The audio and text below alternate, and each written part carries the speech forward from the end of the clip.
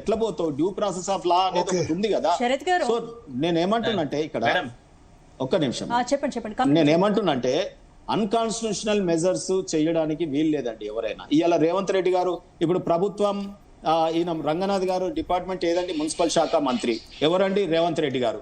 మరి ఇప్పుడు హైకోర్టు తప్పు పట్టింది, ఆయనకు క్షమాపణ చెప్పినాడు, ప్రభుత్వం తరపున క్షమాపణ చెప్పినాడంటే ఇవాళ రేవంత్ రెడ్డి గారు రాజీనామా చేయాల్సిందే కదా.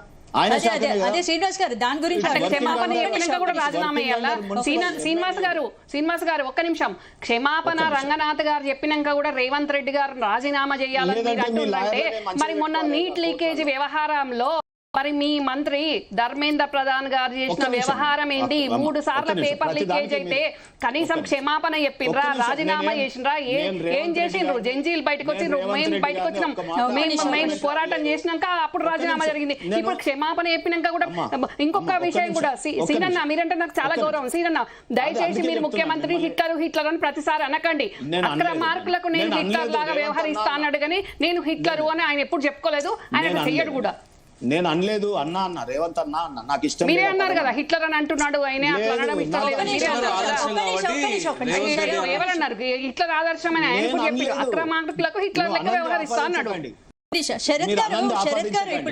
శరత్ గారు ఇప్పుడు రంగనాథ్ క్షమాపణ చెప్పినా కూడా హైకోర్టు అయితే డివిజన్ బెంచ్ లో అప్పీల్ చేయాలని సీఎం రేవంత్ రెడ్డి సూచించారు. ఒక నిమిషం, డివిజన్ బెంచ్ లో అప్లై చేస్తే స్టే వచ్చే అవకాశం ఉందా, లేదంటే హైకోర్టు ఇచ్చిన ఆదేశాలను ప్రభుత్వం వెంటనే అమలు చేయాలా?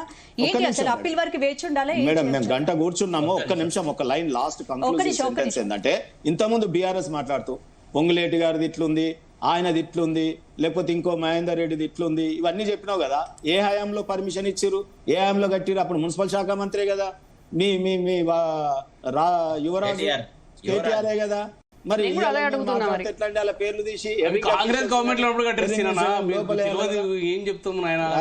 అన్ని కాంగ్రెస్ గవర్నమెంట్ లో కట్టినా ఏమన్నా కాంగ్రెస్ గవర్నమెంట్ అంటాం. మరి కూర్చుందాం, బయటకు వద్దాం. ఇప్పుడు మీ గవర్నమెంట్ లో జరిగింది, మా గవర్నమెంట్ లో తప్పలేదు, సరి చేయి. ఇప్పుడు సరి చేయడానికే కదా, మరి సరి చేయడానికే కదా, సరి చేయడానికి హైడ్రా ఉంది కదా.